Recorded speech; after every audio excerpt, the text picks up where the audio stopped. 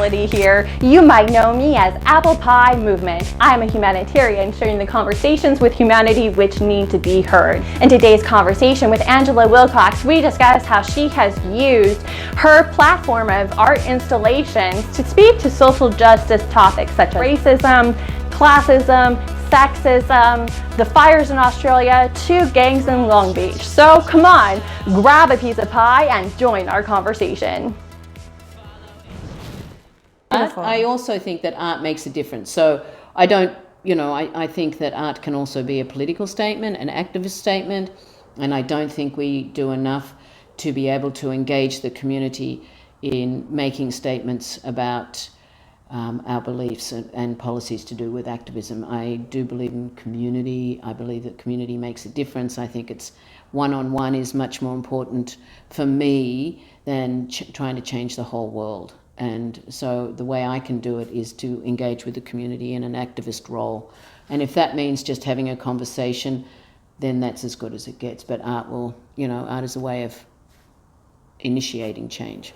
And you've worked with some of the poorer communities and gang kids in northern Long Beach. Were you able to reach into some of the gangs and change some of their perspectives or touch their heart or touch their humanity? So my job is not to change or engage. My job is to just be.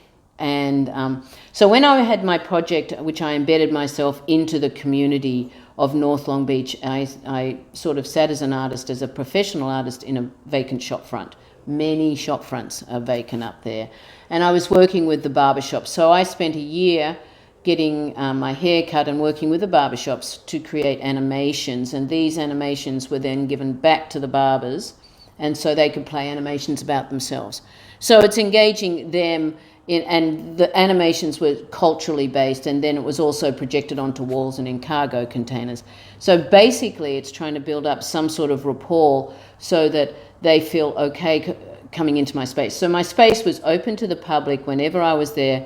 It didn't matter who you were or what you did, you could come through. And it sort of built up a sense of conversation, because I was never threatened by it. I had a lot of gang members through, never threatened by it, but my constant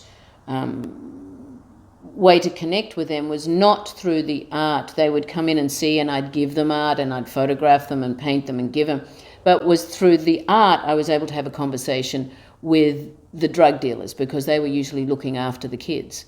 And I'm a single parent of 2 boys, so we could have a conversation about being parents and single parents, or what we were doing as parents. So it's not more that I go in with this idea that I'm going to change or do anything. It's just I'm going to have a conversation, and maybe you'll think that me being white, sort of middle-class woman, isn't that bad, that we have something in common. And I think through that commonality that things can start to shift or change.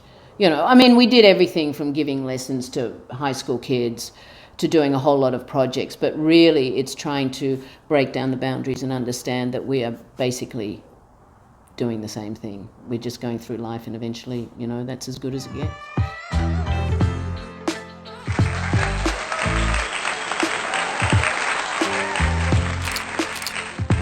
Well, thank you so much for joining us, and I look forward to seeing all of you next week. Have a great week. Thank you so much.